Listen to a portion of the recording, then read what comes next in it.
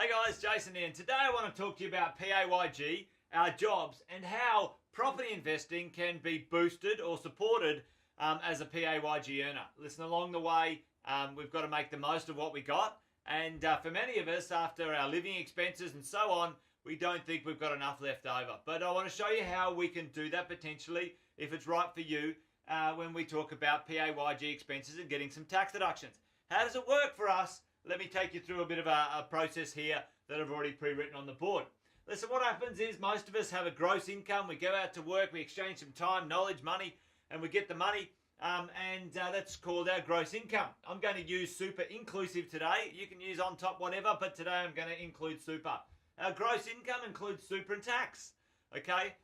Those two pieces come out, so we might get our money here, the super comes out, and the tax comes out.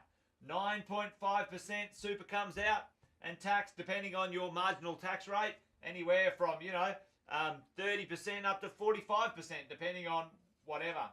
So it's a large amount of money that comes out prior to us getting what's called a net income. And our net income, usually for most of us, ends up paying for our home, our rent, cars, phones, food, entertainment, other things, send kids to school, whatever, hell, the holiday. The challenge is for many of us, we don't have a lot of cash flow left over, and we want to invest and do something for the future. So how do we then make the most of what we got? And when we're talking about property gives us some great advantages for our tax deductions. Let me take you through that and where this can come into play and how we can take advantage of it.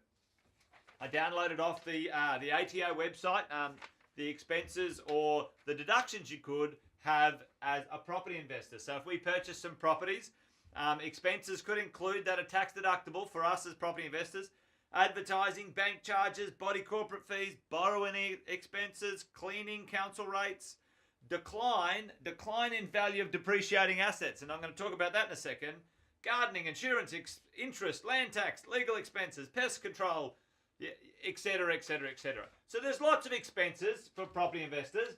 And the reality is those expenses are true expenses, which means that they're cash. They need cash to be paid or taken care of. So for us as property investors, we buy a property, the rent comes in. Hopefully, if you buy the right property, and you should, if you're not buying the right property, this won't work, but the rent should cover the expenses. That means it should cover the interest, it should cover pretty well everything. And sometimes there's a small shortfall, maybe $1,000, maybe $2,000, and we like the property, it's in a good location, but that cash flow is not perfect. And this is where depreciation comes in. This is where our tax deductions come in. All of these expenses are tax deductible, but they cost real money, real dollars. Depreciation is, according to the ATO, a decline in the value of depreciating assets, which means in property, there's two parts to it. There's the building and there's the land. The land goes up in value. The building goes down in value. I've said this one before. The curtains, the carpet, whatever, it depreciates in value. It's not as worth as much as it was a year ago. And that is what's called a paper loss, or commonly known as depreciation. The value of something goes down, and you get to claim that as a loss against your tax deductions or your income for that year. This is the cool part about property if we use it in the right way.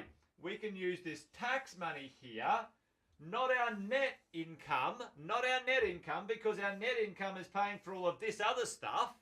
Our tax money can be used in covering the depreciation when we use this right, or we create what's called a PAYG variation.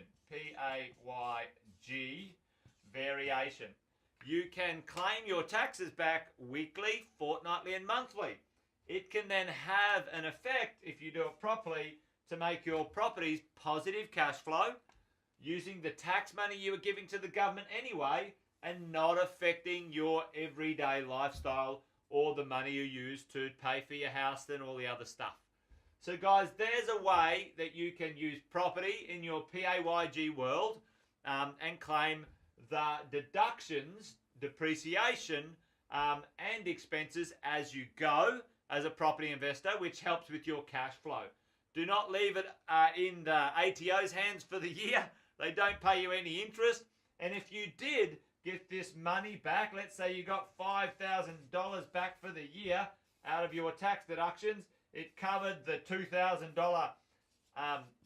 shortfall, and you were $3,000 positive up. You put that money in your offset account and you are far better off.